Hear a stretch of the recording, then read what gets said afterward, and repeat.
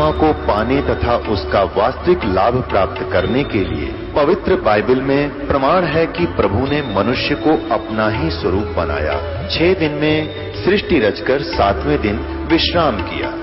कुरान शरीफ में प्रमाण है कि हजरत मोहम्मद को खुदा स्वयं कह रहे हैं कि मैंने तुम्हें उस परमात्मा की महिमा बताने के लिए भेजा है। वो परमात्मा कबीर है जिसने 6 दिन में सृष्टि रची तथा 7वें दिन तख्त पर जा विराजा। उसकी खबर किसी बाखबर से पूछकर तो देखो। कृपया अवश्य सुनिए जगत गुरु तत्वदर्शी संत रामपाल जी महाराज के अमृत वचन। अब हम आगे चलेंगे। जब ये समझ में हमारे आ जाएगा तो हम अब आगे चल सकते हैं इस वेदों में, तभी हमें सत्य ये ज्ञान समझ में आएगा। अब इसी के अंदर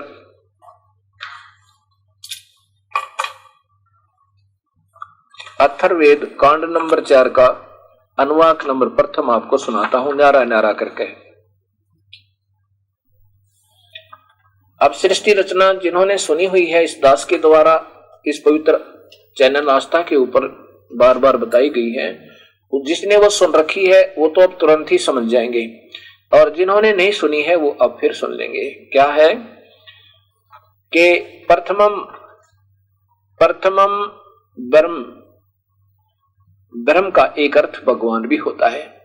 प्रथमम ब्रह्म यानी प्राचीन सनातन परमात्मा ने जय माने प्रकट हो गए, ज्ञानम माने अपनी सूझबूझ से, पुरुषार्थ माने शिखर के अर्थात सतलोक आदि को, सूरुच माने सौ प्रकाशित अपनी इच्छा से, विसीमित सीमा रहित रच दिया। ऊपर के तो बहुत विशाल लोक हैं, सतलोक आदि, सतलोक, अलखलोक, अगमलोक, अनामी लोक, ये चारों लोकों को ऊपर के जो लोक हैं, ऊपर के और नीचे है, ऊंचे है, इसमें ये शब्द आएंगे ध्यान से, क्योंकि ये कोड वर्ड ज्यादा होते हैं धार्मिक ग्रंथों में।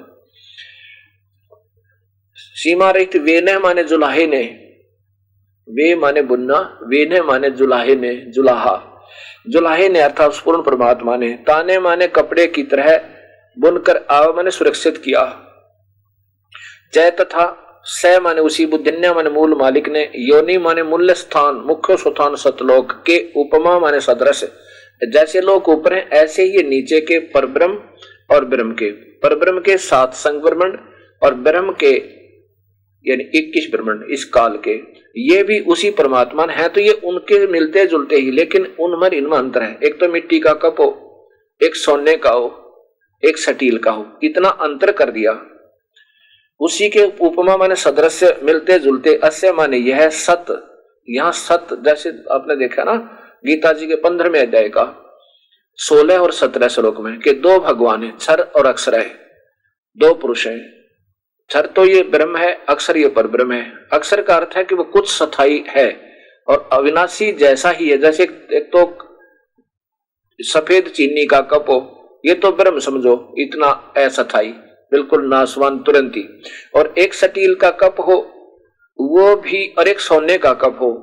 स्टील का कप तो परब्रह्म समझो, इतनी स्थिति है, और सोने का कप पूर्ण ब्रह्म समझो, यानी ऐसी स्थिति है। अब स्टील का भी अविनाशी ही है लगता है, लेकिन फिर भी अविनाशी नहीं है।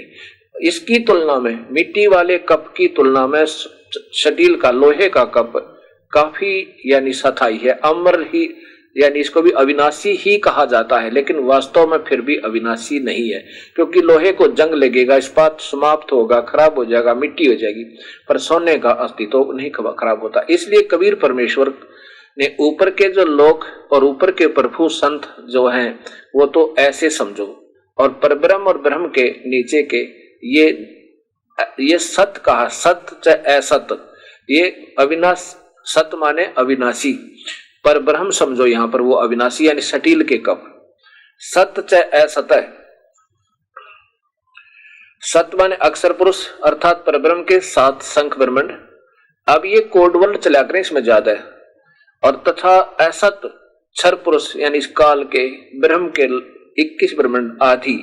वी माने न्यारे, न्यारे वह माने अवस्थान, विष्ठा माने स्थापित किए। उस परमात्मा ने ऊपर के वो तो अलग से बना ही दिए, ऊपर के वो तो पहले बता दिया कि वी सीमित रखे हुए, तो और फिर नीचे के 2 स्थिति और दे दी ब्रह्म और परब्रह्म के, ब्रह्म परब्रह्म के तो सत कहा यानी कुछ अविनाशी, और असत यानी जो सत ना हो, क्षण भंगुर, वो परब्रह्म के। इन दोनों को अलग अलग न्यारा न्यारा बहुत अच्छी तरह रचा हे परमात्मा, ये बिल्कुल स्पष्ट लिखा है। दूसरे श्लोक का, दूसरे मंत्र का अर्थ है कि इयम पित्रा, इयम माने इसी, पित्रा माने जगत पिता परमेश्वर ने, एतु माने इस, अग्रे माने सर्वोत्तम, प्रथम माया माने प्रानंदिनी, वहां परमात्मा कबीर साहब की एक और माया है। उस माया से यानी अपनी गुप्त माया से राष्ट्रीय राजेश्वरी शक्ति अर्थात पराशक्ति को जनु से माने उत्पन्न करके ऊपर की जो ये सृष्टि जो है ना, हवा और हम कभी ना समाप्त होने वाले एक दूसरे को खेचे रखने के आकर्षण शक्ति रूपी एक शक्ति तैयार की। भुवनिष्ठा माने लोगों की स्थापना की, उससे इन सब लोगों को रोका।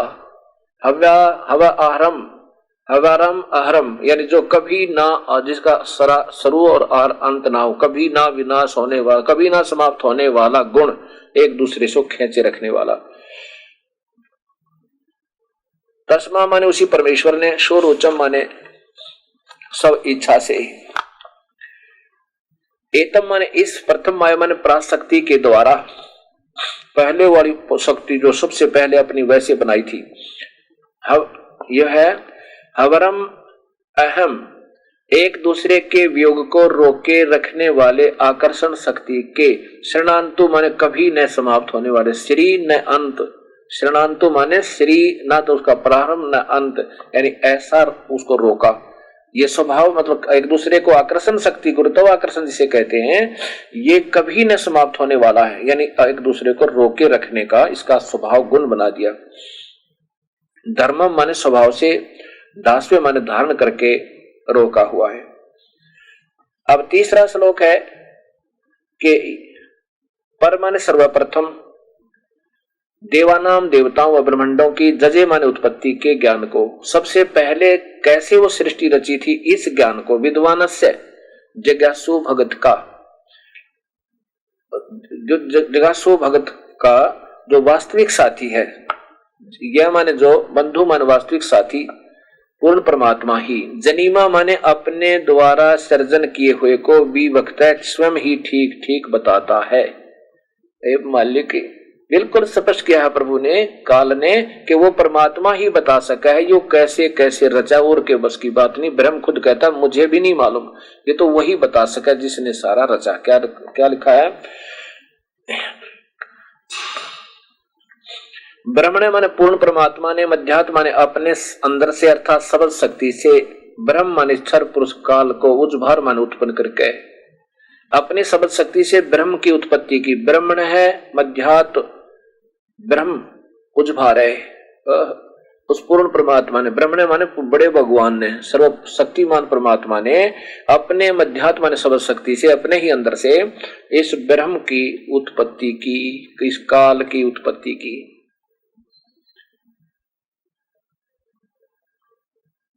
काल को उत्पन्न करके विश्व माने सारे संसार को, सर्वलोकों को, ऊंचा है, ऊंचा माने ऊपर सतलोक आदि, और नीचे है ये परब्रह्म और ब्रह्म के सारे ब्रह्मांड। शब्दा माने अपनी धारण करने वाली, अभी माने आकर्षण शक्ति से, परस्ततो माने अच्छी तरह स्थापित किया हुआ है। सीधा सा लिखा है, और इसी का प्रमाण आप देखिए इस अथर्ववेद में। अब ये स्वयं स्वीकार भी करते हैं, क्योंकि सच्चाई ना सामने होने के कारण ये उलझ जरूर गए, लेकिन फिर भी सच्चाई को छुपा नहीं पाए। ये स्वयं लिखते हैं कि परमात्मा ब्रह्म ने अपने अंदर से अपने परब्रह्म स्वरूपता है। अब ये तीसरा श्लोक मैं आपको सुना रहा हूं।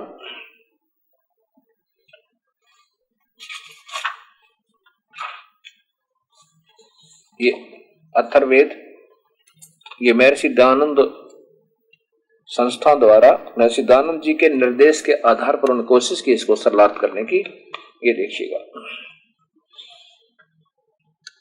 अथर्ववेद और कांड नंबर 4 का, चतुर्थ कांड का श्लोक नंबर 3 देखो। यही है ब्रह्मणे, ये 3 नंबर, ब्रह्मणे उज्भारम, उज्भार है, ये सीधा अर्थ है इसका।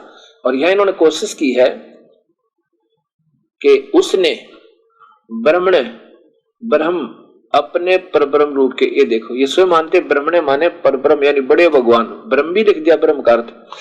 उसने ब्रह्मणे ब्रह्म ब्रैकेट में लिख दिया अपने परब्रह्म स्वरूप के, यानी पूर्ण, ये तो गोलमोल एक पर ही लाकर छोड़ते हैं ना। पूर्ण परमात्मा ने अपने मध्यात्म माने अपनी सबद शक्ति से, मध्य से ब्रह्म माने काल ब्रह्म को उभारा अर्थात पैदा किया। नीचे है और ऊंचे है, ये तो अपने हिसाब से इसका कोई तुक ही नहीं बनता, इसका वास्तविकता कहां जाएगी, कोई इसका सरलार्थ ही नहीं बनता, ये कहां जाकर छोड़ना चाहते। अब इसका सीधा सा अर्थ बना है ब्रह्मणे माने ब्रह्म पूर्ण परमात्मा ने अपने मध्यात्म माने मध्य से उस पूर्ण, इसका सीधा सा अर्थ बना है कि सर्वप्रथम देवताओं और ब्रह्मांड, बिल्कुल सिस्टेमेटिकली इनका ज्ञान चलता रहा। पहले श्लोक में है, फिर दूसरे में, फिर तीसरे में, और इस सरलार्थ अगर पढ़ ले इन महापुरुषों के द्वारा किया गया तो सिर में दर्द हो जाए। इसका कोई हिसाब नहीं बनता, पहले में क्या कहना चाहते हैं, दूसरे में कुछ है, तीसरे में कुछ है, ये तो बिल्कुल लगातार चल रहा है। देखिएगा,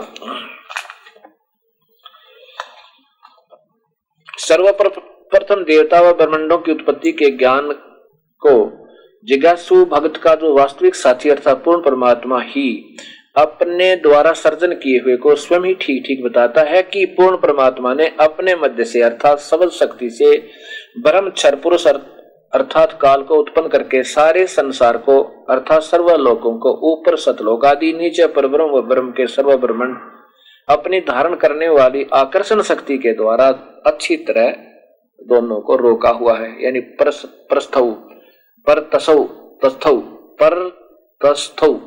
पूर्ण रूप से अच्छी प्रकार दोनों को सथित किया। ऊपर के तो वो अजर अमर लोक और ब्रह्म और परब्रह्म के ये नासवान है, बेशक ही परब्रह्म के थोड़े से ज्यादा स्थायी भी क्यों ना हो।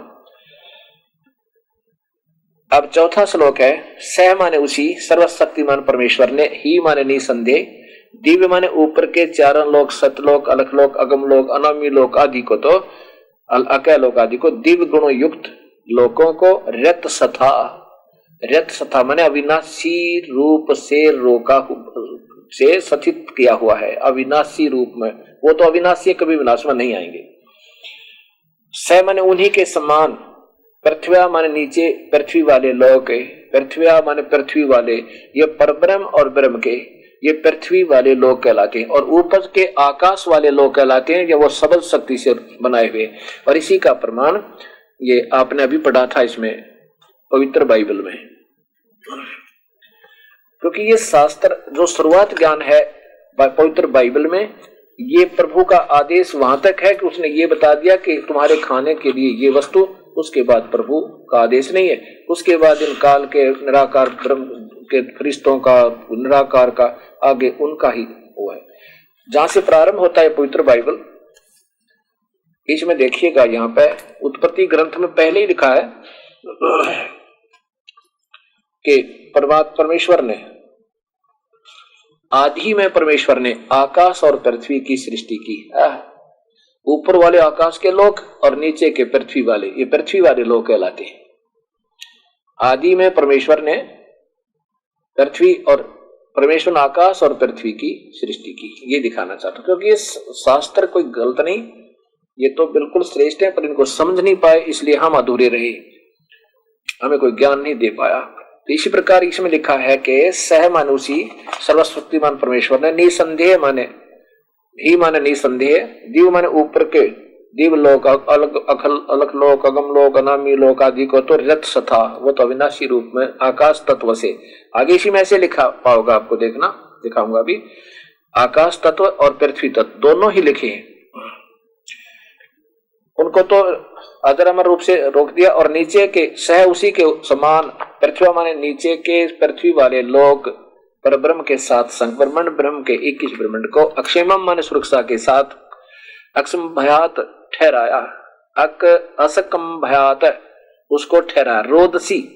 रोदसी का अर्थ होता आकाश और पृथ्वी, संस्कृत उठा के देखना, रोदसी का अर्थ है आकाश तथा पृथ्वी।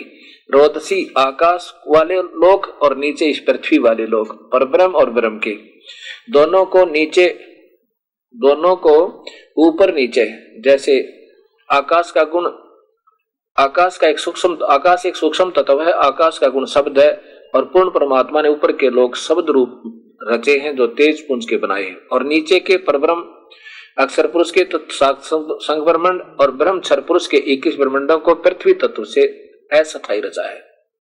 अथर्ववेद कांड नंबर 4 के अनुवाक नंबर 1 का श्लोक नंबर 5 आपको सुनाना चाह रहा हूं। सह माने उसी बुद्धिनाथ मूल मालिक से अभी अग्रम सर्वप्रथम शतान पर आष्ट्रय अष्टंगी दुर्गा अर्थात प्रकृति देवी जनु से माने उत्पन्न हुई। तस्य माने यही, उसका, ये समझो। तस्य माने उसी, सम्राट माने राजाधिराज, बृहस्पति जगत गुरु देवता परमेश्वर है। यही तस्य माने वह, तस्य माने वही, ये वो परमेश्वर है। जगत वही राजाधिराज यानी कुल मालिक सम्राट, बृहस्पति माने जगत गुरु, देवता माने परमेश्वर है। कौन? यत माने जिससे, अह माने सबका वियोग हुआ, जिस जो वहां से बिछुड़ कर आए है ना हम सभी, ये वो परमेश्वर है। अथ माने इसके बाद, ज्योतिष माने ज्योत स्वरूपी निरंजन अर्थात काल, ब्रह्म के शुक्र माने वीर्य अर्थात बीज शक्ति से, जनिष्ठ माने उत्पन्न होकर ये जीवात्मा, विप्रा माने भक्त आत्मा, वी माने अलग से, धुमंतु माने मृतलोक और स्वर्गलोक में। धुमंतु का अर्थ है मृतलोक और स्वर्गलोकों में। वसंतो निवास करने लगी अर्थात काल ने कहा कि तुम यहां निवास करो। कितना स्पष्ट कर दिया कि उसी परमात्मा से ये पहले बता दिया यो ब्रह्म उत्पन्न हुआ पूर्ण परमात्मा तक काल। ये आपको कबीर साहब की वाणी भी यही बता रही है कि पहले की निरंजन राई पीछे से माया उपजाई।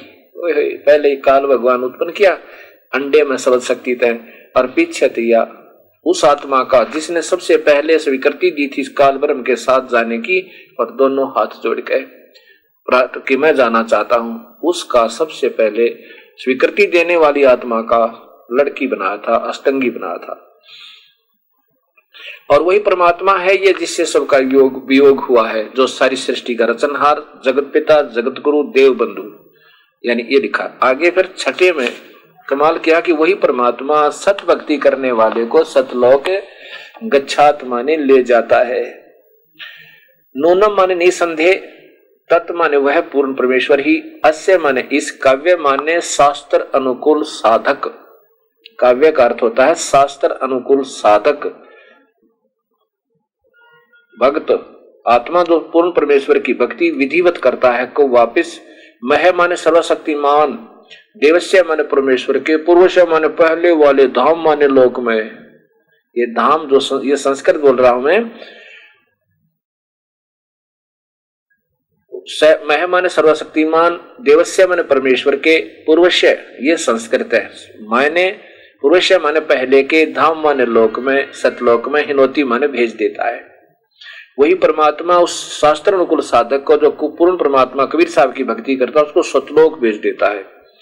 पूर्व माने पहले वाले, विषयते माने चाहे हुए उस, जिस परमात्मा की सब न तलाश है, सब ढूंढ रहे उस ईश्वर को, उस परमात्मा को चाहे हुए विषिते माने बहुत अच्छे ढंग से जिसकी तलाश है सबको, ऐसा माने इस परमेश्वर को वह पहले वाले, उस पहले वाले यानी सबसे पहले वाले भगवान जिसकी सबको तलाश है, उसको इस परमेश्वर को वह जजे माने सृष्टि उत्पत्ति के ज्ञान को जान के, यानी वहां जाने के बाद तो हमें सब पता लग जाएगा हम कैसे फंसे थे काल के जाल में। बहु अभी बहुत आनंद के साथ, बहु अभी माने बहुत आनंद, साकम माने के साथ, अर्धे माने आधा, ससन माने सोता हुआ, इतथ्या माने विधिवत, इस प्रकार नु माने सतुति करता है। बहुत प्यार से आधा सुबह आधा जागे, कति निश्चिंत हो जाए, कोई चिंता कोई फिक्र नहीं रहे, और बहुत दुख से निकल कर फिर शांति तस्वया करे, उस समय वो प्रभु की ऐसे स्तुति करता है। कैसे? गरीबदास जी इसका प्रमाण देते हैं, क्योंकि गरीबदास जी को भी कबीर परमेश्वर स्वयं आकर के सतलोक लेकर गए थे। गरीब अजब नगर में ले गया हमको सतगुरु आने, जल के बिंब अगाध गति ही सूते चादर ताने। अजब नगर में ले गया, उस लोक में, सतलोक में ले गया हमको, यानी मुझे कबीर परमेश्वर आके, और वहां तक जाकर देखा वो आनंद, वहां का शोभा। हम तो चादर तान के सो गए। चादर तान के सोना, निश्चिंत हो जाना, कोई दुख नहीं, कोई जन्म मरण नहीं, कोई कष्ट नहीं, कोई रोग नहीं। ये अथर्ववेद कांड नंबर 4 का अनुवाक नंबर 1 का मैं श्लोक नंबर 6 आपको सुनाया। अब 7 में मैं कमाल कर दिया, निचोड़ कर दिया, सार दे दिया। इसमें क्या बताया कि जो मैंने पहले वर्णन किया है ना, जो अविनाशी, अचल, जगत बंधु, सारी सृष्टि का रचनहार, जगत गुरु और सारी सृष्टि का रचनहार, वो है कौन? इसमें स्पष्ट कर दिया, वो कबीर परमेश्वर है। क्या कहा? ये माने जो अथर्वाणम माने अचल अर्थात अविनाशी, पितरम माने जगत पिता, देवबंधु माने भक्तों का वास्तविक साथी अर्थात आत्मा का आधार, बृहस्पति जगत गुरु, बृहस्पति माने जगत गुरु, जय माने तथा, नमसा माने विनम्र पुजारी अर्थात विधिवत साधक को, अव माने सुरक्षा के साथ, गच्छात माने सतलोक ले जाने वाला कौन है, और विश्वेशाम सारे ब्रह्मांडों को जनिता माने रचने वाला, न दबाता काल की तरह धोखा न देने वाला, वो है कौन? सावधान माने स्वभाव वाला, गुणों वाला। यथा वो कौन है? यथा माने ज्यों का त्यों अर्थात वैसा ही, स माने वह, तवम माने आप, कबीर देव वो कबीर परमेश्वर है। देखो, सह त्वम कबीर देव। एक पुस्तक तैयार हो रही है परिभाषा प्रभु की, इसकी करेक्शनें हो रही हैं, अब ये आपके पास आएगी। प्रभु की रजा रही तो इसमें आपको बिल्कुल निर्णायक ज्ञान मिलेगा। यहां देखना,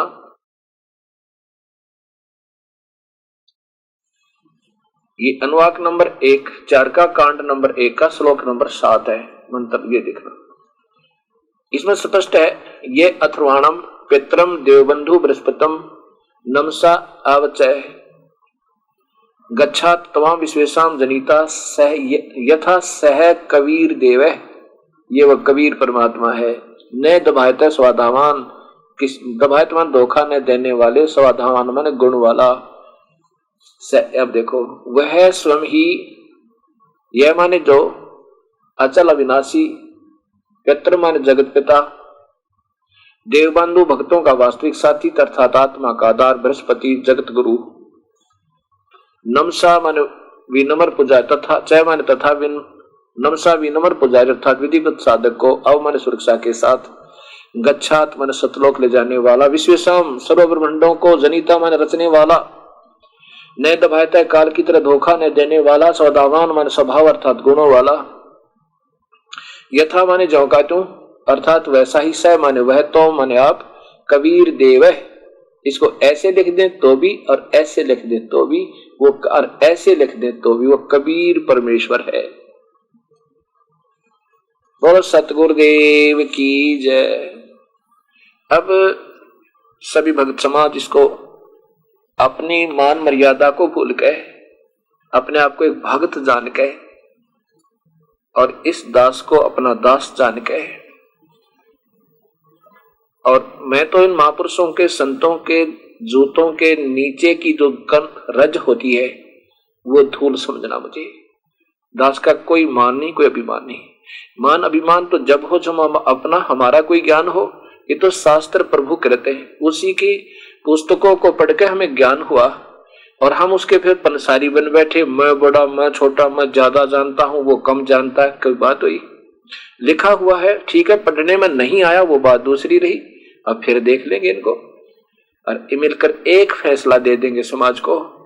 ये सदा आभारी रहेंगे आपके। अब भी कुछ नहीं बिगड़ा है, पीछे बनी सो बनी, कोई बात नहीं। हम भी ऐसे अंधे थे, लग रहे थे हनुमान के पीछे।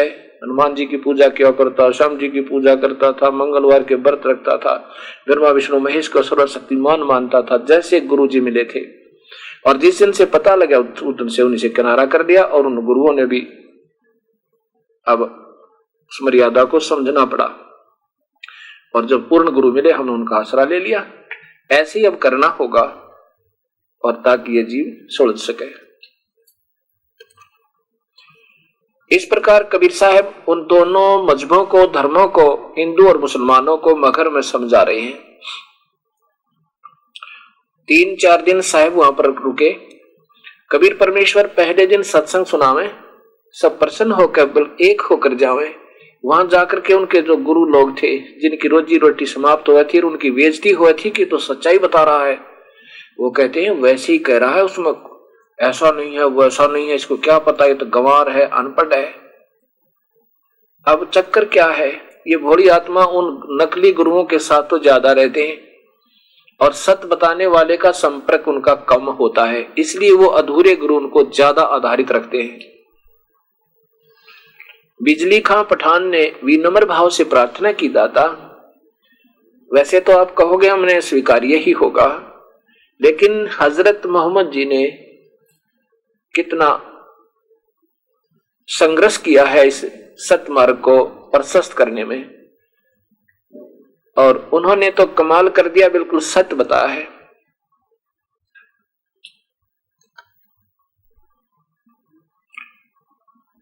और बताया कि हजरत मोहम्मद जी को तो स्वयं अल्लाह मिले थे, यानी अल्लाह के फरिश्ते आए थे और ऊपर लेकर गए थे। कबीर साहब ने कहा, प्यारी आत्माओं, उस पुण्य आत्मा, उस पाक आत्मा हजरत मोहम्मद को ये काल के दूत मिले थे, जबराइल जैसे देवता फरिश्ते, और इन्होंने अब उसी काल के द्वारा दिया गया संदेश उन तक पहुंचा दिया, और ये प्यारी आत्मा ने उनको परमात्मा मानकर स्वीकार कर लिया।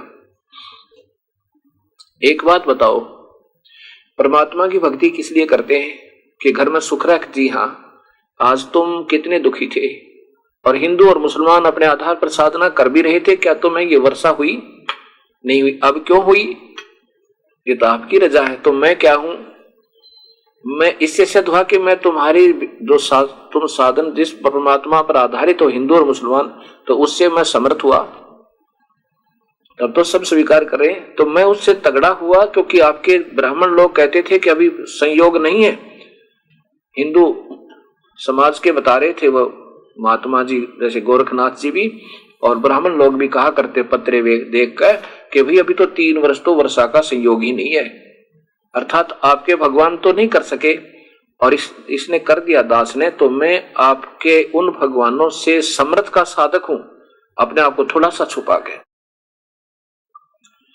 तो हम क्यों ना उसी की समर्थता स्वीकार करें? अब देखिएगा, हजरत मोहम्मद जी का ये जीवन चरित्र है। हजरत मोहम्मद जी का जीवन जीवनी, हजरत मोहम्मद,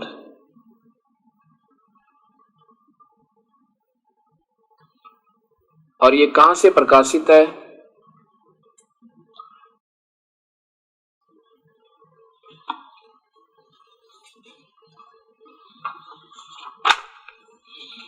ये देखिएगा ऊपर, इस्लाम साहित्य ट्रस्ट प्रकाशन नंबर 81, सर्वाधिकार सुरक्षित है। नाम मूल किताब मोहम्मद अरबी उर्दू, इस्लामी साहित्य प्रकाशन, प्रकाशक हैं मर्जकी मकतबा इस्लामी पब्लिशर्स, दावत नगर, अब्दुल फजल इनक्लेव, अभी जामिया नगर, नई दिल्ली, यहां से प्रकाशित है। और मुद्रक है इसका दावत ऑफसेट प्रिंटर्स। इसमें स्पष्ट लिखा है, हजरत मोहम्मद जी की आयु 25 वर्ष की होगी थी, तब तक शादी नहीं हुई पाई, क्योंकि हजरत मोहम्मद जी के पिताजी जब ये हजरत मोहम्मद मां के गर्भ में थे, आमिना देवी के गर्भ में थे, उसी समय उनके पिता की मृत्यु हो गई।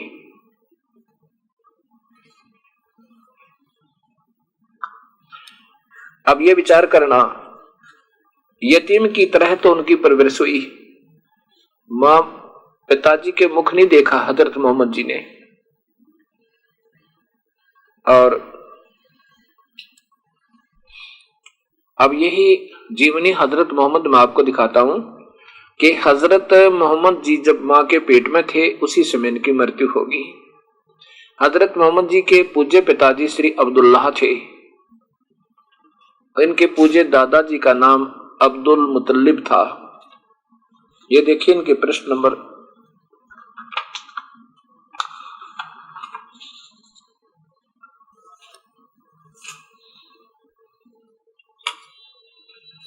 28 पे लिखा है, अब्दुल्लाह के इनका इंतकाल हुआ तो आमनी गर्भवती थी।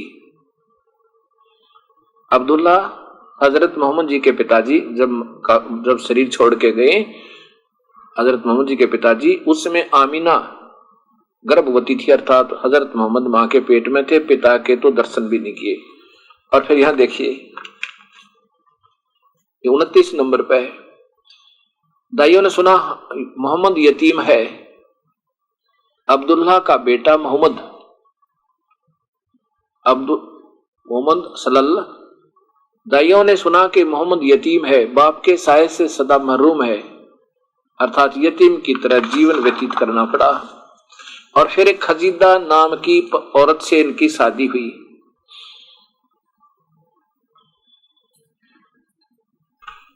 पहले देखिए और दुखदाई खबर हजरत मोहम्मद के बारे में। हजरत मोहम्मद जी उस समय 6 वर्ष के थे जब उनकी मां की मृत्यु होगी, आमीना की। वे 6 साल के हो गए तो मां का जी चाहा कि चलकर सोहर यानी अब्दुल्लाह की कब्र देखें, क्योंकि अब्दुल्लाह रास्ते में मर गए थे, वो भी उनके घर से बहुत दूर उनकी कब्र बना रखी थी, वहीं पर अंतिम संस्कार किया था। नीचे देखिए, सोहर की तरह आमनी भी रास्ते में मर गई, अपने पति की कब्र देखने गई थी। 6 साल के साथ में ये हजरत मोहम्मद जी थे, तो वहां पर हैजफा से 23 मील, जफ्फा से 23 मील पर एक गांव है अबवा, वहां पहुंची तो हालत नाजुक हो गई और फिर संभल न सकी। उनके प्राण पे खेड़ू उड़ गए और वहीं उनकी कब्र बनी। अब्दुल्ला का इंतकाल भी तो प्रदेश में हुआ था, यानी अब्दुल्ला हजरत मोहम्मद जी के पिताजी और माताजी का घर से बाहर ही ठिकाने पर तो मृत्यु भी ना हुई, रास्ते में ये हुई। अब आप यतीम थे, बाप के साये से मरहूम थे, अभी इस यतीमी का एहसास और ज्यादा हो गया। पहले तो यतीम हुए, फिर माँ भी मर गई। बता काल ने के जुल्म कर रखा हमारे साथ है मालिक, और माँ भी चल बसी। और उसके बाद फिर ये 25 साल के हो गए जब इनकी शादी एक खजीदा नाम की 40 वर्षीय औरत से हुई, वो भी बताएं विधवा थी। उस समय आपकी उम्र 25 साल 2 महीने 10 दिन की थी, तो और बीबी खजीदा 40 साल की थी, ये विधवा थी। और उससे शादी, क्यों गरीब आदमी था, माता पिता थे, कोई ना शादी की। लेकिन पुण्य आत्मा बहुत ही, पिछले संस्कार बहुत तगड़े थे हजरत मोहम्मद जी के। अब इस प्रकार ये प्यारी आत्मा शिव के लोक से एक बहुत अच्छी आत्मा आई थी, बहुत पिछले संस्कार भक्ति के बहुत अच्छे थे। खजीदा से शादी के बाद हजरत मोहम्मद जी अपने पिछले संस्कारों वश वो उनकी भक्ति उनको बहुत प्रेरणा देती थी, दबाव देती थी, और रह रहकर उस प्रभु की तलाश में वो लगे रहते थे। और उसी कसक के आधार पर गुफा में बैठकर एकांत सुतान पर स्वयं भजन किया करते थे, भक्ति करते थे। एक दिन वो गुफा में बैठे थे, वहां पर एक फरिश्ता आया और उनको जबरदस्ती ऐसा जान उसका कोई गला घोट रहा हो और दिखाई नहीं दे रहा, जैसे गला घोट रहा हो, और कहता है कि बोल अब पढ़ तू। उनका श्वास जो है घुट गया और बड़ा घबरा गए। अब देखो, रमजान के वो रोजे चल रहे थे, रमजान के दिन थे, यही वो हजरत मोहम्मद की जीवनी जी की जीवनी। और ये प्रश्न नंबर इसके यहाँ देखिएगा, ये ऊपर प्रश्न नंबर है 68 पे, यहाँ लिखा है, इस तरह रमजान के कुछ दिन बीत गए। एक दिन आप सलल गुफा में आराम कर रहे थे, सुबह का सुहाना समय था। अचानक एक फरिश्ता दिखाई दिया, ये सामने आया, बहुत ही खूबसूरत और हसीन फरिश्ता, हाथ में हसीन रेशम का एक टुकड़ा भी था। बोला पढ़ो। आप सल्लल्लाहु यानी हजरत मोहम्मद घबरा गए, फरमाया मुझे पढ़ना नहीं आता। आप सल्लल्लाहु हजरत मोहम्मद को ऐसा महसूस हुआ जैसे वह गला घोंट रहा हो और शरीर को भींच रहा हो, फिर छोड़ दिया और कहा पढ़ो। फरमाया आपने कहा मुझे पढ़ना नहीं आता। अब देखो इस प्रकार ये काल के दूत आते हैं, इन प्यारी आत्माओं को ऐसे नचाते हैं। उसके बाद कुछ दिनों के बाद फिर वो आया, उसमें तो घबरा कर वो बाहर चले गए, अपनी पत्नी किसे बताया, खजीदा से ऐसे ऐसे मेरे साथ हुआ। वो फरिश्ता फिर आया, आवाज आई ऊपर से, अचानक एक आवाज आई, मोहम्मद। आप हजरत मोहम्मद चौक पड़े, घबरा गए। डरा डरू के बोली आत्माओं को काल कैसे नचा रहा प्यारी, ये मालिक। और घबरा कर ऊपर सिर ऊपर उठा, देखा तो वही फरिश्ता आदमी की सूरत में खड़ा है। वह पुकार कर कह रहा था, मोहम्मद तुम अल्लाह के रसूल हो और मैं जबरील हूं। ये जबराइल देवता, ये काल का भेजा हुआ था, मैं जबरील हूं।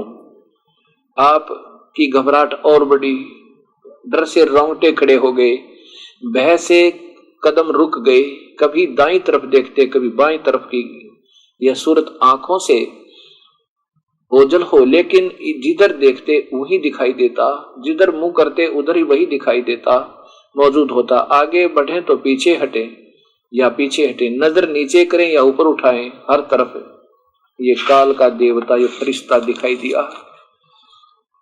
हर तरफ हर जगह वही फरिश्ता दिखाई देता गया। अब देखो फिर फरिश्ता चला गया।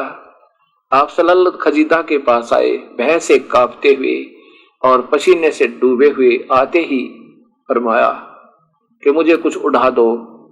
तुरंत बीबी खजीदा ने चादर उड़ा दी। अब नीचे देखो, इस तरह ये काल इन कुछ भोली आत्माओं को नचा रहा है। इस प्रकार ये काल इन प्यारी आत्माओं को कबीर परमेश्वर के स्वयं आने से या उनके सत मार्गदर्शक के आने से पहले ही इन पुण्य आत्माओं को वो गुमराह कर देता है और जबरदस्ती अपने ज्ञान में उनको मजबूर कर देता है। जैसे इस प्यारी आत्मा हजरत मोहम्मद के साथ कैसा बदसलूक इन फरिश्तों ने किया। अब देखिए, अब इसी जीवनी हजरत मोहम्मद के प्रश्न नंबर 74 से आप फिर देखिए क्या लिखा है। क्योंकि उनकी तमन्ना और आरजू पूरी होगी, वह का इंतजार था, वह फिर आ गई। इसके बाद कई बार वह आई। हजरत जबरील आते रहे और पैगाम सुनाते रहे। काल का संदेशा ले आए गया और वो सारा का सारा नोट कर दिया गया। ये देखिए, अब हजरत जबरील ने बताया किस प्रकार वजू करें, किस तरह नमाज पढ़ें। एक दिन आप हजरत मोहम्मद सल्लल्लाहु मक्के के ऊपरी इलाके में थे। हजरत जबरील ने आप के सामने वजू किया और बताया जब नमाज पढ़ना हो तो इस तरह पाक साफ हो। फिर आपने भी उसी तरह वजू किया। फिर हजरत जिब्राइल खड़े हुए, आपको नमाज पढ़कर दिखाई। आपने भी उन्हीं की तरह नमाज पढ़ी। इसके बाद जिब्राइल चले गए और फिर ये जिब्राइल इनको ऊपर ले गया, ना जाने कहां दिखाया। तो इस प्रकार इस प्यारी आत्मा ने जो भी उस काल ने और काल के फरिश्तों ने जो भी ज्ञान दिया सत्य मानकर आरूढ़ोगे, ना मानने तो ये जबरदस्ती करवा ले। जैसे अर्जुन को इसी भयंकर रूप दिखाया, सबको मारूंगा और सारा कांपा अर्जुन, डरते ना बरली, जो आप कहते हो सत्य है। अब क्या करिए, तो ऐसे भी तो कर देता है इन प्यारी आत्माओं के साथ। अब मेरा जो कहने का भाव ये था कि कबीर साहब हमें ये बताना चाहते हैं कि तुम जो सभी मजहब आज के दिन जिस साधना को कर रहे हैं वो काल साधना है और काल इस जीव को सुखी नहीं होने देता है। आप देखो, हजरत मोहम्मद जी की ही जीवन को देख लीजिए, और जब ऐसी प्यारी आत्मा, पुण्य आत्मा, भक्ति युक्त आत्मा के साथ ऐसा जुल्म हो रहा है तो अन्य उसके अनुयायी कितने सुखी हो सकते हैं। इसी में लिखा है कि हजरत मोहम्मद के 7 संतान हुई, 4 लड़कियां और 3 लड़के। जीवनी हजरत मोहम्मद प्रश्न नंबर 64 64 पे ये देखिए,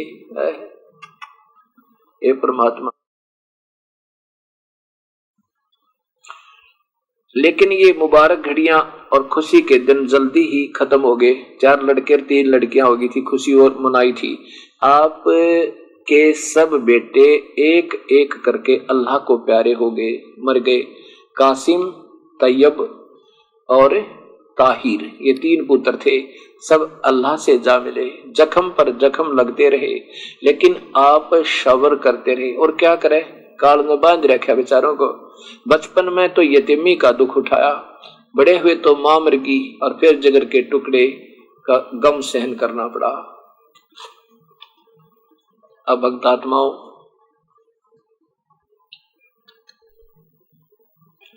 ये स्वयं विचार करो कि हम कैसे सुखी हो सके। जो इतने पुण्यात्मा दिन रात भक्ति किया करते थे, प्रभु को याद करते थे, पिछले शुभ कर्म भी उनके साथ थे, और हजरत मोहम्मद जैसे महापुरुष के साथ भी उनके बेटे उनकी आंखें आगा मर जाए। जिस बाप के 3 बेटे हों और तीनों मर जाए, फिर भक्ति करके दिखाओ, वो देखा भी कोई ना उसकी तरफ, क्या भगवान है। तो कहने का भाव ये है कि पहले हमें ऐसा प्रभु चाहिए जो हमारे ऐसे समय में हमारी रक्षा करे, हमारे बच्चों की रक्षा करे, हमारे धन में वृद्धि हो, हमारा भविष्य ठीक बने। और फिर हजरत मोहम्मद जी ने की पत्नी खजीदा भी मर गई, बेटे भी मर गए, फिर वह पत्नी खजीदा भी मर गई, और फिर इन 5-6 शादियां और कराई। एक जगह लिखा 10 शादियां, एक जगह लिखा 5 शादी और कराई, और फिर 63 साल की उम्र में स्वयं मर गए। कहेंगे कि हजरत मोहम्मद जी का बीच में बहुत संघर्ष हुआ। इस अपना जो ज्ञान हुआ था उनको इन देवताओं से, उसको सत्य मान करके इस महापुरुष ने बहुत संघर्ष किया, और फिर 63 साल की उम्र में मृत्यु हो गई, कुल 63 साल की उम्र में। अब देखो, ये वही पुस्तक है, इसके यहां देखिएगा, ये अंतिम उनकी आवाज थी और आदेश था इस्लाम धर्म को, प्यारी आत्माओं को। हिजरत का 10वां साल था।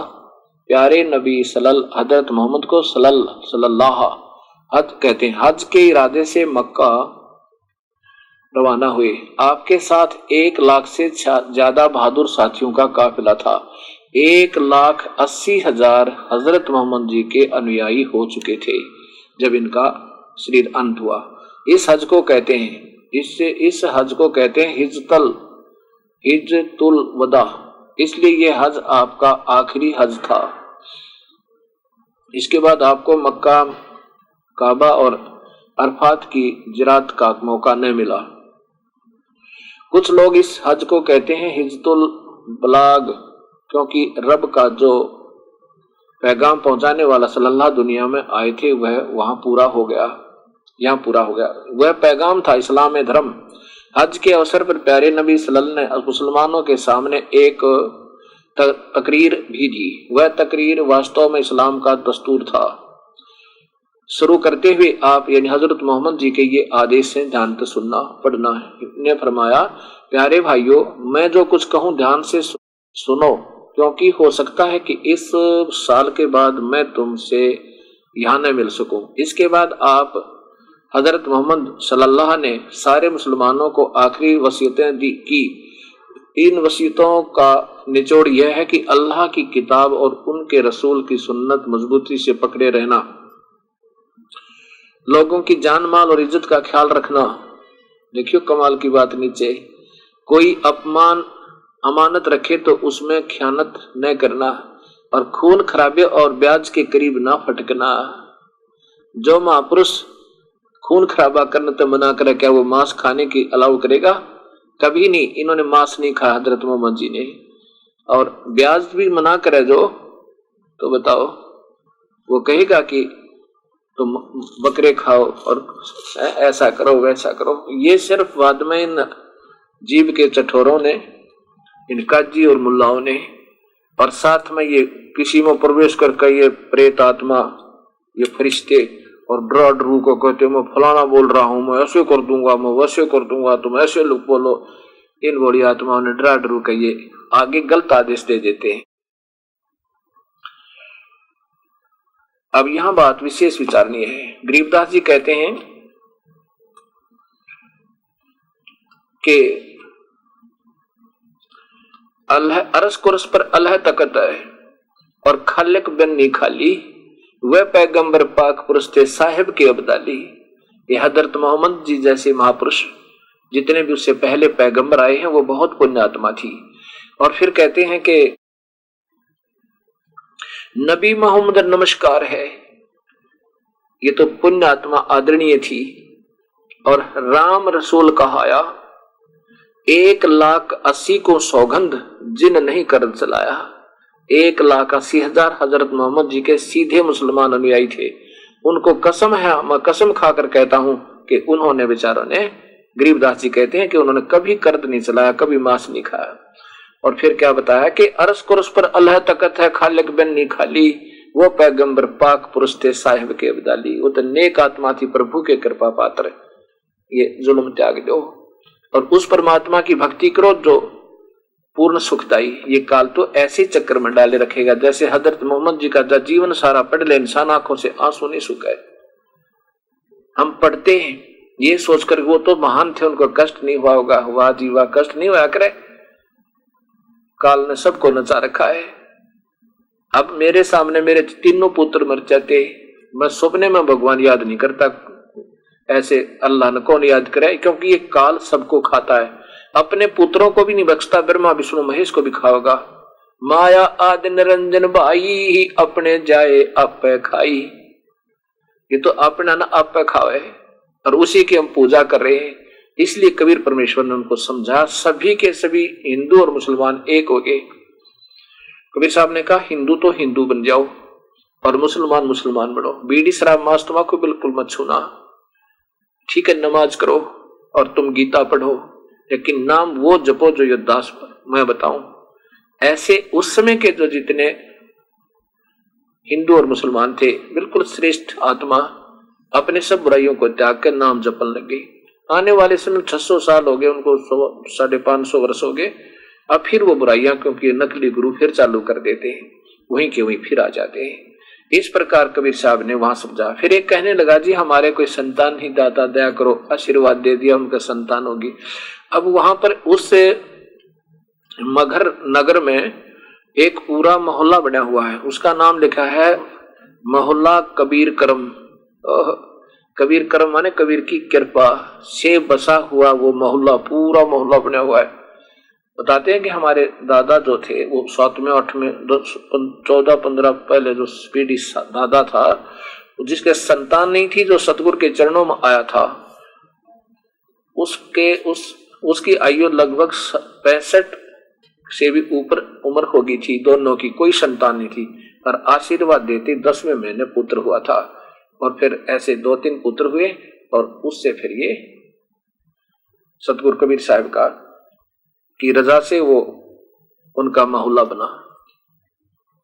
अब ये प्रसंग चल रहा है कि कबीर साहब की समर्थता का, कि जैसा श्री कृष्ण भगवान ने राजा मोरध्वज के पुत्र ताम्रध्वज को आरे से चिरवा के जीवित कर दिया, क्योंकि उनकी आयु बकाया थी,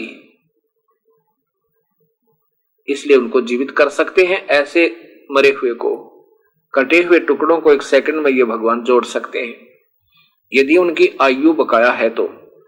जैसे उन्हीं के सगे भांजे अभिमन्यु, सुभद्रा के पुत्र, भगवान श्री कृष्ण के सामने चक्रव्यूह में, महाभारत के युद्ध के दौरान चक्रव्यूह में मृत्यु को प्राप्त हुआ। भगवान श्री कृष्ण रो रहे हैं, सुभद्रा रो रही है, सारे पांडव रो रहे हैं, पांडवों का कुल विनाश हो रहा है, लेकिन भगवान श्री कृष्ण अभिमन्यु को जीवित नहीं कर सके। भगवान श्री कृष्ण के सामने उनका पूरा कुल विनाश हो गया, वो कोई रक्षा नहीं कर सके, क्योंकि ये कालाधीन है। इस काल के यानी इस ब्रह्म के अंतर्गत आते हैं, ये उसके रसूल बनकर आते हैं, दूत बनकर आते हैं। इनको भी दुखी करता है, इनको भी नचाता रहता, जैसे हजरत मोहम्मद ईसा मसीह जैसे कि क्या हालत हो, अंत में कितना दुख दिया उनको, ऐसे ये काल नहीं बख्शता। कबीर परमेश्वर हमारी आयु बढ़ा सकते हैं, यदि हमारी आयु समाप्त हो चुकी है तो भी बढ़ा सकते हैं। अब आपको 2-3 प्रमाण दूंगा, 3-4 प्रमाण। कुछ तो 2 तो ऐसे होंगे जो मुर्दे काफी दिन के थे, उनको दोबारा जीवित किया, उनकी आयु नहीं थी, और कुछ उसी के पैरेलल इक्विवेलेंट दूंगा, बराबर दूंगा, ताकि ये प्रभु इतना भी कर सकते हैं, इनसे ज्यादा भी कर सकते हैं। प्रधानमंत्री मुख्यमंत्री वाली राहत भी दे सकता है और उससे ज्यादा भी दे सकता है, ऐसे समझना। एक बार सिकंदर लोधी को जलन का रोग हो गया, इतना भयंकर जलन का रोग हुआ कि सब जगह इलाज करवाया, सब जंतर मंतन करवाए, हिंदू मुसलमान संतों से भी प्रार्थना की, मुसलमान काजी और मुल्ला और शेख तक की पीर ने भी अपने जंतर मंतर सारे कर लिए, लेकिन दिल्ली के बादशाह सिकंदर लोधी का जलन का रोग नहीं समाप्त हुआ। जलन का रोग कैसा होता है? जैसे किसी का हाथ पैर अग्नि में जल जा और उसमें इतनी भयंकर पीड़ा होया करे, असहनीय, इतना दर्द हो, ऐसे ही वो जलन का रोग जो होता है उसमें जला दिखाई नहीं देता, जलता नहीं, पर जलन इतनी ही होती है जितना जले हुए में होती है, और सारा शरीर तड़पे दुष्कर्मों के कारण, क्योंकि कर्म से दुख, कर्म से सुख होता है। अंत में वो मृत्यु की घड़ियां गिने और दिन रात रोए।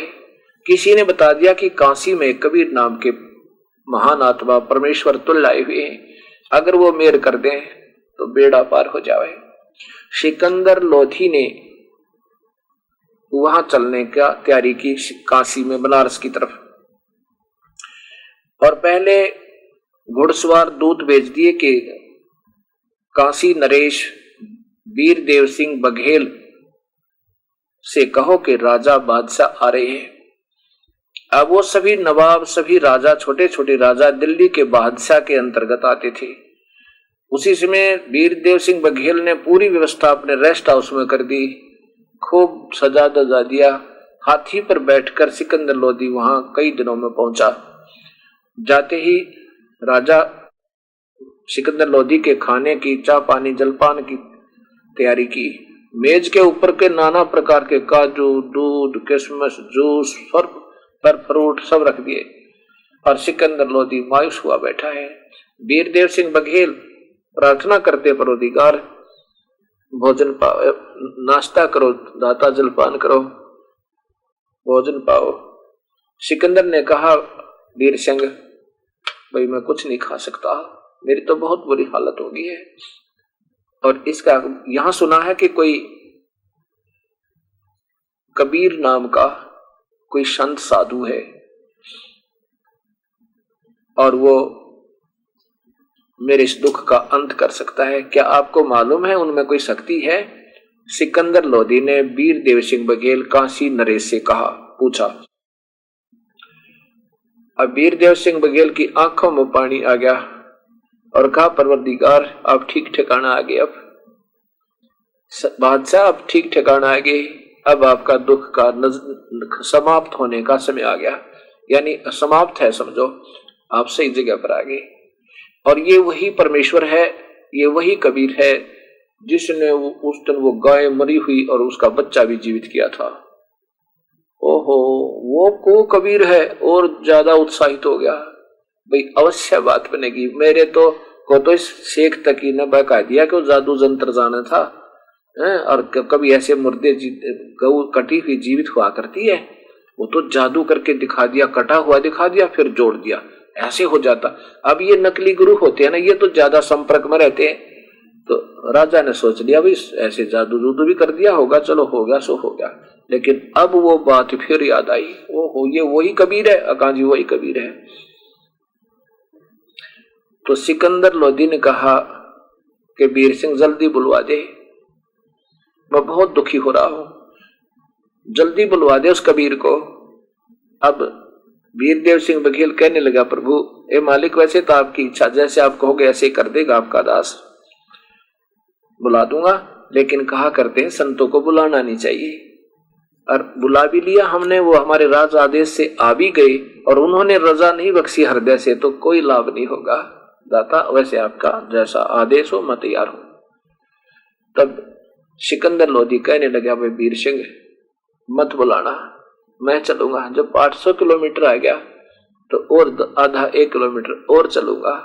उसी समय सिकंदर लोधी और वीर देव सिंह बघेल और साथ में अंगरक्षक हाथी पर बैठकर चल पड़े। कहा कि वीर देव सिंह बघेल ने कहा कि वो इस समय गुरुदेव, क्योंकि वीर देव सिंह बघेल के वो गुरुदेव हो चुके थे। कौन? कबीर साहब। वीर सिंह ने कहा कि वो इस समय रामानंद जी, अपने गुरुदेव रामानंद जी के आश्रम में विराजमान हुआ करते हैं, ये उनका वहां मिलने का समय है। और शेख तकी जो धार्मिक गुरु था सिकंदर लोधी का, वो कहने लगा, मैं नहीं जाया करता इन काफिरों के आश्रमों में, तुम जाओ, मैं तो यहीं रहूंगा रेस्ट हाउस में। सिकंदर लोधी डरे उसने, क्योंकि वो सारे उन बड़ी मुसलमान बड़ी आत्माओं को काबू में रखा करें, ये मजहबी लोग हैं ये गुरु, क्योंकि वो बड़ी आत्मा इनको भगवान मान के पीछे लगी रहती हैं और ये इनका सीधा नरक में ले जाने का टिकट बनाए रखे। वहां आकर पड़ गया और कहने लगा, मैं नहीं जा करता इन काफरों के आश्रमों में। सिकंदर बोला, जी आप विश्राम कर दो, मैं जाऊंगा, मैं दुखी हूं, तू के दुखी है, तेरा दर्द होगा जो पता लगेगा, तू जागा कि नहीं जागा। अब मन मन में ऐसा सिकंदर लोधी सोच के और चल पड़ा। कहा, पीर जी आप विश्राम करो, क्योंकि उस पीर ने वो गलत भी नहीं बोल सकता, क्योंकि सारे बूढ़ी आत्मा मुसलमानों को काबू में कर रखा उसने। राजा उसने उड़ रहे, कहीं तेरा राज ना चला जा। सिकंदर लोधी वीर सिंह दोनों के दोनों स्वामी रामानंद जी के आश्रम के द्वार पर पहुंच गए, मुख्य द्वार पर। वीर सिंह को वो वहां के सेवक जानते थे कि काशी नरेश है और साहिब का शिष्य है। सब उन्हें प्रणाम किया, सेवकों ने प्रणाम किया राजा से। नरेश ने पूछा, काशी नरेश ने पूछा कि परवरदिगार हैं यहाँ पे? साहिब कबीर यहाँ पर हैं। सेवक जो द्वार पे खड़ा था उसने बताया कि अभी आए नहीं है। तो सिकंदर लोधी ने कहा कि आश्रम में विश्राम कर लेते हैं जब तक आएंगे। सेवक ने बताया कि आएंगे अवश्य, आ जाएं, अब 10 मिनट में आ जाएं, घंटा लगे, पर आते अवश्य हैं, कभी नागा नहीं करते। और ये समय आने का ही है उनका। इस उद्देश्य को लेकर सिकंदर लोधी ने कहा कि चलो आश्रम में विश्राम कर लेते हैं। वीर सिंह ने कहा, क्योंकि वीर सिंह नियमों को जानता था, वीर सिंह ने कहा कि स्वामी जी से पूछो कि दिल्ली के बादशाह आए हैं और साथ में मेरा भी नाम बताना, और आपके आश्रम में विश्राम करना चाहते हैं जब तक कबीर साहब आवे, और आपके दर्शनाभिलाषी हैं। सेवक ने जाके रामानंद जी से प्रार्थना की कि ऐसे ऐसे दिल्ली के बादशाह सिकंदर लोधी आए हैं और साथ में वीर देव सिंह बघेल काशी नरेश भी हैं, आपके दर्शन चाहते हैं और साथ में इंतजार करना चाहते हैं कबीर साहब के आने तक। इस बात को रामानंद जी ने कहा, इस बात को सुनकर कि मैं इन मुसलमानों का, मांस खाने वालों का, राक्षसों का दर्शन नहीं किया करता। अब देखो कितने उच्च विचारों के आदमी, महापुरुष, 100 मेरे ख्याल 15-16 साल की हो चुकी थी उम्र उनकी, और अभी भी ये खचड़ा भरा रहता है, ये हिंदू है, ये बुरा है, ये मुसलमान है, ये बुरा। विद्वान पुरुष कहाँ है? और हिंदू क्या कम है जो मांस खाते हैं? लेकिन ये गुरु लोग है ना, ये स्वयं खावे, हिंदुओं के गुरु मांस और मुसलमानों को बुरा बतावे, और मुसलमान खूब बुराई करे और हिंदुओं को बुरा बतावे। ऐसे ये अनजानपने में हम एक दूसरे से दूर होते जा रहे हैं। तो रामानंद जी ने पहले, रामानंद जी तो किसी जाति वालों को नजदीक नहीं आने देता था, छोटी जाति वालों को, और ना ही नाम देता था, ना उपदेश देता था, ना भक्ति अधिकारी बनाता था। कबीर साहब ने उनका पहले भ्रम तोड़ा था कि गुरुदेव यहाँ पर कोई दो नहीं है, कोई जाति नहीं, हमारा एक जीव जाति है, मानव अपना धर्म है। और कबीर साहब ने जो सतलोक दिखाया, अपनी प्रभु समर्था दिखाई, तब उन्होंने स्वीकार कर लिया था। अन्य जाति वालों को तो वो नफरत नहीं करते थे, लेकिन मुसलमानों से नफरत अब भी करते थे। कर रहे थे। और यदि जब तक हमारे अंदर द्वितीय भाव और राग द्वेष एक दूसरे को छोटा बड़ा हे समझते हैं, मन में खोट रहेगा, अवश्य रहेगा, वो प्रभु को पसंद नहीं। इसलिए रामानंद जी का ये खोट निकालना था, ये जो थोड़ी सी रह रही थी ना कमजोरी, ये भी निकालनी थी। और उधर से सिकंदर लोधी को अपनी समर्थता का प्रमाण भी देना था कि ये पुण्यात्मा हो सके चरणों में आ जाए और ना जाने कितने जीवों को राजा तो और ज्यादा को परेशान मतलब प्यार कर सकता है, शरणों में ला सकता है। जब राजा ही लग जाएगा तो सभी सोचते हैं कि कुछ ना कुछ तो अवश्य है सत्य वहां पर। तो इस भाव से कबीर साहब ने ये एक तीर से दो शिकार करने चाहे थे।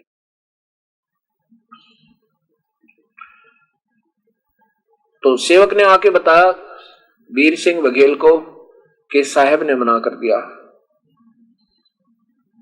वीर सिंह तो जानते थे, वीरदेव सिंह बघेल तो। सिकंदर ने पूछा क्या कहा? अब बताऊं क्या कहा? हाँ बताओ बताओ। कि स्वामी जी ने कहा कि मैं इन मांस खाने वालों का मुख नहीं देखा करता और यहां रुकने की कोई आवश्यकता नहीं। अब सिकंदर लोधी दिल्ली के बादशाह और एक छोटा सा महात्मा उसका ऐसा अनादर कर दे तो के कोई मन में बाकी नहीं रही। बहुत कोपित हुआ और निकाल ली तलवार और चला गया। जब अंदर ही कौन रोका उसने? मालिक। जाकर के रामानंद जी अपने आसन पर बैठे थे, गुस्से में जाकर उनकी गर्दन काट दी, दो टुकड़े हो गए। और ऐसे गुस्से में वो कर तो दिया अनर्थ। बाद में ध्यान आया, सिकंदर लोधी कहने लगा वीर सिंह मैं पापी आत्मा हूं, आया था दुख निवारण कराने के लिए, ये पाप और मोल ले लिया। अब मुझे कबीर परमात्मा कबीर साहब माफ नहीं करेंगे, मेरा रोग वो निवारण नहीं करेंगे क्योंकि मैंने उनके गुरुदेव की हत्या कर दी। वीर सिंह चल वापस, मैं तो भुगत के ही मरना होगा, अब मेरे दुख का अंत नहीं हो सकता। ऐसा सोचता हुआ कहता हुआ वापस आ गया। बाहर निकले आश्रम से। उसी समय देखा सामने कबीर परमेश्वर आ रहे हैं। वीर सिंह ने कहा परवरदिगार हे राजन, ये गुरुदेव तो ये आगे परमात्मा ये आ रहे सामने, ये कबीर साहब है। और जो ही वो नजदीक आए कबीर साहब, वीरदेव सिंह बघेल ने दंडवत प्रणाम किया उसी मिट्टी में लेट के। अब अगर सिकंदर लोधी ने रामानंद जी की हत्या ना की होती तो सिकंदर लोधी में अकड़ रहती, वो प्रणाम नहीं करता, दंडवत नहीं करता लेट के। अब उसने भयभीत इतना हो गया कि कहीं श्राप ना दे दे महापुरुष तुझे, ये सोच के डरते ने, और कहीं तेरा रोग निवारण ना हुए, डरते ने उसने भी दंडवत प्रणाम किया। जो ही दोनों ने लेटकर, पूरा साष्टांग प्रणाम होता है, दंडवत लेटकर प्रणाम किया कबीर परमेश्वर के चरणों में। उसी समय कबीर परमेश्वर ने दोनों के ऐसे सिर पे हाथ रखा और कहा ये दो नरेश आज इस दास के पास कैसे आना हो गया? ज्यों ही हाथ से स्पर्श किया उस सिकंदर लोधी का जलन का रोग छू मंत्र हो गया, बिल्कुल समाप्त हो गया, जैसे कभी दर्द रहा ही ना हो। और चरणों में पड़कर और ज्यादा श्रद्धा होगी। ऐसे लेटे लेटे ने दोनों चरण पकड़े रहा और रोता रहा। परवरदिगार मैं पापी आत्मा हूं, आपने मेरा उद्धार कर दिया मेरे मालिक, मुझे बख्श दो दाता, मुझे बख्श दो परवरदिगार। कबीर साहब ने कहा कोई बात नहीं, उठो राजन, बख्श दिया।